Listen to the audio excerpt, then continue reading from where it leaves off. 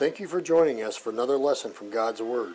The Streetsboro Church of Christ is located at 1386 Russell Drive, Streetsboro, Ohio 44241. If you're ever in the area, we hope that you'll stop in and worship with us. We hope that you'll enjoy this lesson brought to you by our minister, Ralph Price.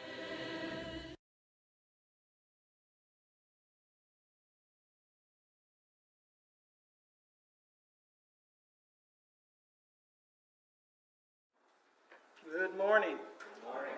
It's good to see you. Glad you're able to be with us. If you're a mother, we're especially glad you're here. I want to again wish you a happy Mother's Day. You know, really every day ought to be a Mother's Day, shouldn't it? We ought to be grateful and thankful for our mothers every day. I don't see anything wrong with having a certain day out of the year where we take a moment to honor our mothers, but especially with some of the things we're about to talk about, we need to realize that we should be honoring our mothers every day of the year in our actions. I hope you brought some steel-toed boots today. The idea of preacher stomping on toes, I'm probably going to do that a little bit today, and I just want you to know I'm tromping on mine as well, okay? Some of the things we're going to talk about, I'm not very good at. And the thing about being a preacher is sometimes you preach a high standard, which we should. We preach God's Word. We don't always measure up. But that doesn't mean that we alter the message because we're not perfect as we should be. So as we think about some of these things today, my wife's probably going to be sitting there going, yeah, right, remember what you're saying. And she'll probably remind me of some of these things later on. But I came up with this idea off of just a title I saw on the internet on ways to love your mother. And we're going to think today about specifically 4 ways that we can love or show love for our mothers. The thing is about Mother's Day is everybody has a mother, even mothers. And so, this sermon is applicable to all of us. Some of us still have our mothers with us, and some of us don't. But yet, these things are still applicable in our lives. And first of all, as we begin to think about this, ways that we can show love for our mother, we can love her with words. We can love her with words. For some reason, saying I love you has sort of gone out of style, gone out of fashion a little bit.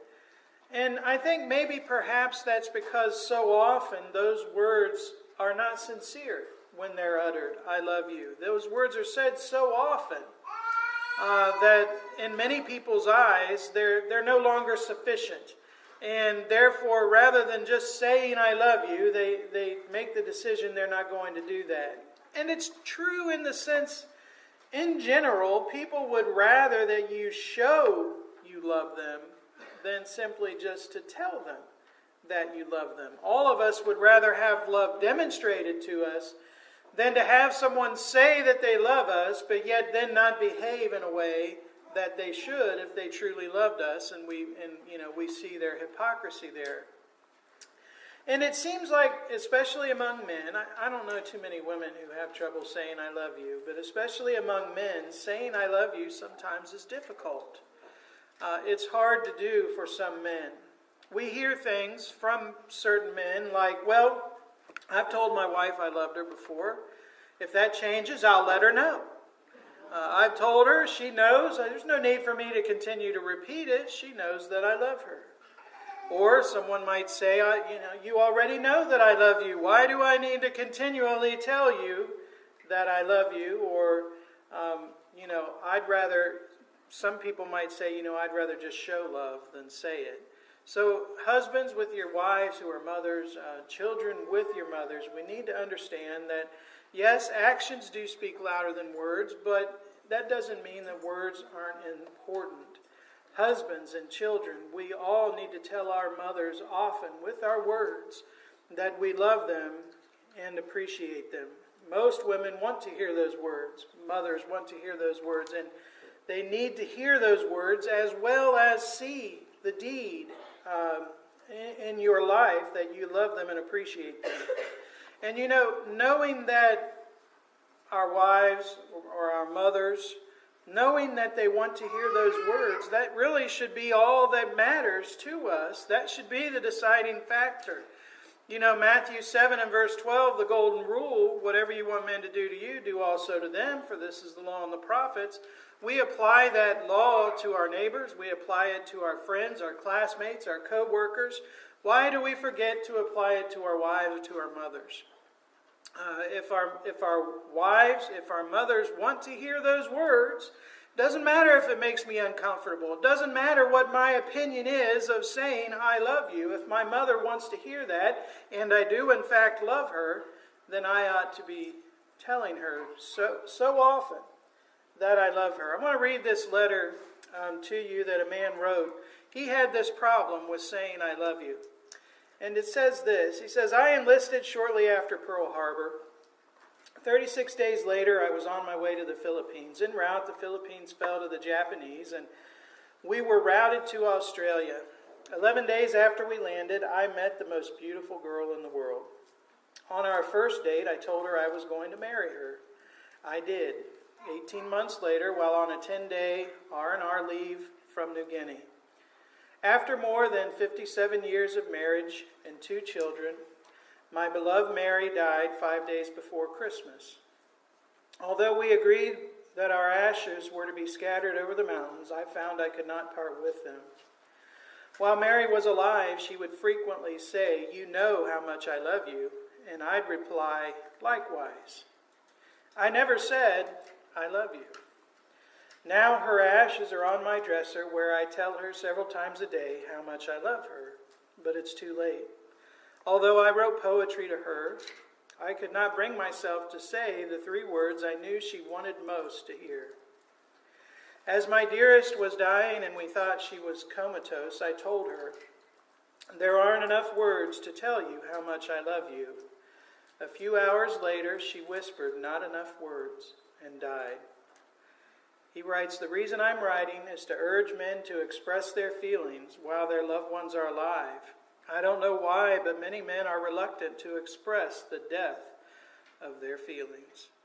I think that it's a touching letter that this man wrote. He loved his wife, and I'm sure his wife knew that she was loved. But nevertheless, she wanted to hear those words, and for whatever reason, he just couldn't bring himself to utter the words that she wanted to hear. And now it's too late for him to do that. Our mothers, our wives, they want to hear the words, "I love you." Yes, it's important to show, and that's what we're going to talk about next. Yes, it's important to show that love, but they also want to hear it, how much they're loved, and we owe that to them. Number 2, we're to love our mothers with actions. We're to love our mothers with actions. Now that we've told our mothers or our wives how much we love them, it's time to demonstrate that love. As we think about the word love, we need to realize that love is much more than an emotion that we feel about people we care about. Is love an emotion? Yeah, it's an emotion. It's something that we feel towards people, but it's more than that. Love is really a frame of mind, and it's, you've heard me say, it's an action word. It implies that, if you possess these feelings for this individual, those feelings are then going to manifest themselves in our actions toward that individual. We remember the Apostle John wrote in 1 John 3 and verse 18, "My little children, let us not love in word or in tongue, but in deed and in truth." That doesn't mean, again, that we're not to love in words. Certainly we are. We're to demonstrate our love by our words. But again, without the actions that accompany those words, that love is shallow. That love is not real. Your mother has demonstrated her love for you since your conception. Before you were born, she carried you in her womb for 9 months. She patiently, maybe sometimes less patiently, endured the discomfort that comes from carrying a child in the womb. She lost countless hours of sleep during those first months after you were born, getting up in the middle of the night to feed you, to change your diapers. She fed you, she Maybe sometimes if you're still in the home, she still feeds you. She changed your dirty diapers. That is a big one in my mind. That and cleaning throw up rank right up in the same category. If that happens in our house, there's one person that can take care of it, and it isn't Dad or the kids. It's Mom. Being a mother has been, will be her job, her full-time job for 18 years or more, as long as you're there with her. I mean, she'll be your mother all your life. But when you are old enough to be out on your own, it's not a full-time job anymore. Let me suggest to you never to ask a woman this question. Do you work or do you stay at home? Don't ask that question. That's insulting just the way that it's worded. There's the idea that, a mother who stays home, well, she doesn't work. And I think everyone knows that that is exactly opposite. I have a little poem I wanted to read. It's called No Occupation. She rises up at break of day, and through her tasks she races. She cooks the meals as best she may and scrubs the children's faces. While school books, lunches, homework too, all need consideration. And yet the census man insists she has no occupation. When breakfast dishes all are done, she bakes a pudding, maybe. She cleans the rooms up one by one, with one eye watching baby. The mending pile she then attacks by way of variation, and yet the census man insists she has no occupation. She irons for a little while, then presses pants for Daddy. She welcomes with a cheery smile, returning lass and laddie. A hearty dinner next she cooks, no time for relaxation, and yet the census man insists she has no occupation. Again, being a mother is a full-time job, and Mother has demonstrated her love for you in doing all of those things that are just mentioned. And in light of that, in light of all that Mother has done for you, how do you demonstrate your love for her?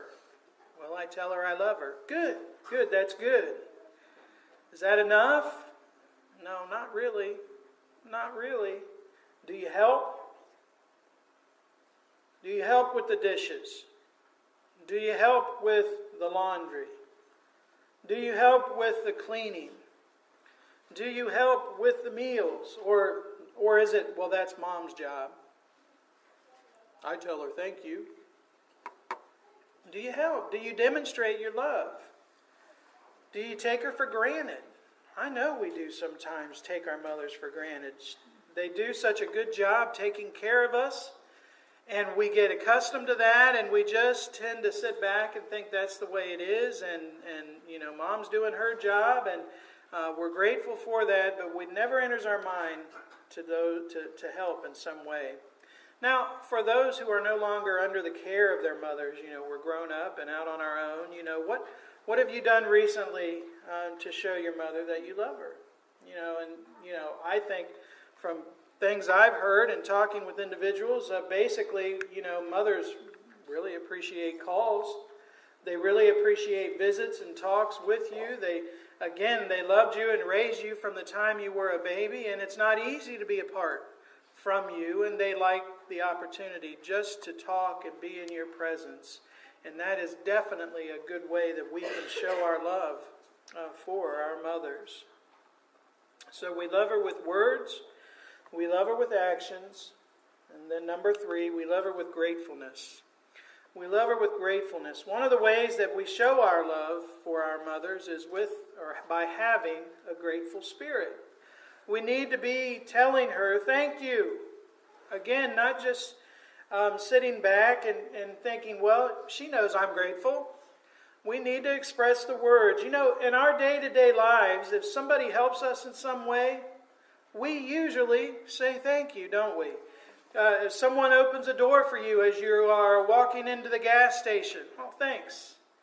If you're at the grocery store and you drop something on the ground and somebody's walking by and they pick it up for you, you tell them thank you, at least you better. Well, again, thinking about our mothers, why should it be any less with Mom? Again, thinking of all that she's done for us, consider the countless good deeds that she does for us on a daily basis. How do we thank her? How do we let her know how grateful we are? Have you told her? Have you told her how grateful you are for her and for her love and care that she has shown for you? I think another way that we demonstrate gratefulness is to remember our mothers in our prayers. To remember our mothers in our prayers. First of all, by thanking God for her. Remember what the Apostle Paul said in 1 Timothy 2:1. He said, "Therefore I exhort, first of all, that supplications, prayers, intercessions, and giving of thanks be made for all men." Now, let me suggest the word men there is used in generic sense as mankind. We're to give thanks for everybody. Well, how often do you give thanks for your mother when you're praying to God? We might, give thanks for our elders, for our preacher. I've heard that, and I appreciate that very much. We give thanks for our families, but do we really stop and thank God for our mothers and their great love and care for us? Paul said that, he always thanked God for his brethren. In 2 Thessalonians 1 and verse 3, he says, "We are bound to thank God always for you, brethren, as it is fitting, because your faith grows exceedingly, and the love of every one of you all abounds toward each other." We ought to be giving thanks for one another, and definitely that would include our mothers. And certainly not only in our prayers as we're praying for her and giving God thanks for her, but also pray for her welfare. Pray for her welfare. Pray for her physical welfare. Pray for her emotional welfare. And pray for her spiritual welfare as well. And again, part of, I think, effective prayer is realizing that we have a part in that. If we're going to pray for her physical welfare, let's help her in that regard to be healthy. And the same with emotions and spiritually as well. So we need to demonstrate gratefulness for our mothers. And then finally, number 4, we need to love her with honor. We need to love her with honor. Again, that passage which was read for us, Ephesians 6, 1-3. "Children, obey your parents in the Lord, for this is right. Honor your father and your mother," which is the first commandment with promise, "that it may be well with you and you may live long on the earth." Well, the first commandment with promise is that we're to obey and honor our father and mother. We're going to talk about what it means to honor. What does it mean that it may be well with you and you may live long on the earth? As God gave that commandment, that's one of the 10 commandments, as we know, as he gave that to the children of Israel, they were about to enter into the promised land. And when it says that you may live long on the earth, that is really, we believe, a reference to the land or the promised land. He's saying if you obey and if you honor your father and your mother, you'll be long in the promised land. And that's because if mom and dad do their job and impart the will of God and teach them about God, and the children then honor the parents and therefore honor God, they would have been long in the land and never would have lost it. So, what does it mean to honor your father and your mother? Adam Clark, who's a commentator, he says it means to show affectionate respect. To show affectionate respect. It involves showing a respect and esteem for our mothers, holding them in high esteem, looking up to them in appreciation. It involves, while you're under their roof, while you're still under their care, it certainly involves obeying them, doing as you're told as you're under your parents' roof. It also would prohibit any kind of disrespectful or unkind words. If we're going to honor our parents, we're not going to talk disrespectfully to them or about them to other people. And honoring our parents, especially our mothers, it encourages us to be kind, loyal, and grateful to them. That's what it means to honor your father and mother. Now, this command to honor them, it extends past the time when they're taking care of you. Because the time may come when you need to take care of them. Jesus talks about this in Mark chapter 7. He's talking to the Pharisees who had basically tried to find a way to wiggle out of this command of taking care of elderly parents who needed the help of their children. He says in Mark 7:11-13, "But you say, if a man says to his father or mother, 'Whatever profit you might have received from me is Corban,' that is a gift to God, then you no longer let him do anything for his father or his mother. Notice, making the word of God of no effect through your tradition which you have handed down, and many such things you do." By his condemnation of their actions, this tells us that honor your father and mother, it does extend out past the time we're under their care. And what these people were doing is, when their parents became elderly, instead of helping them financially, they would say, "Well, whatever I was going to give to you, it's a gift to God." And they, in their deranged minds, thought that relieved them of any responsibility to take care of their parents who now needed them. Again, your parents, your mother, took care of you when you were helpless.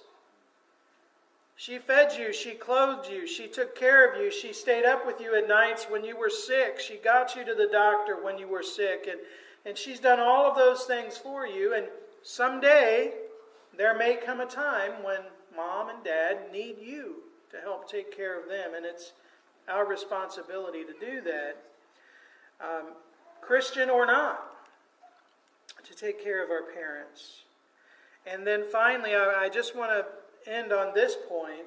As husbands, as fathers, do not tolerate your children showing disrespect to their mother.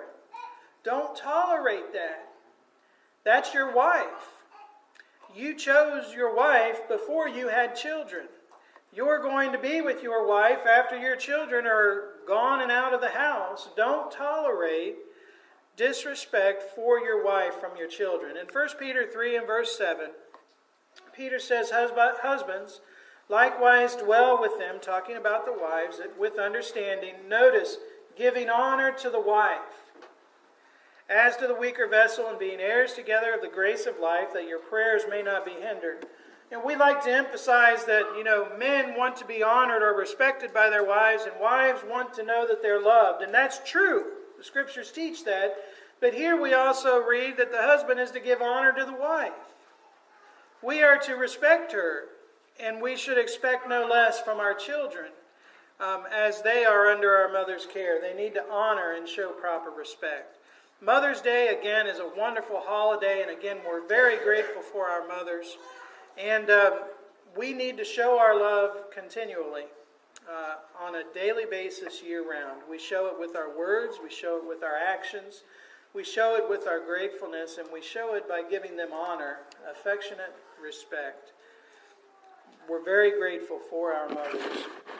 If you're here this morning and you've never obeyed the gospel, I can tell you without a shadow of a doubt that your mother wants you to obey the gospel. She cares for your soul, and God cares for your soul. If you've never become a Christian, we offer you now an opportunity to become one.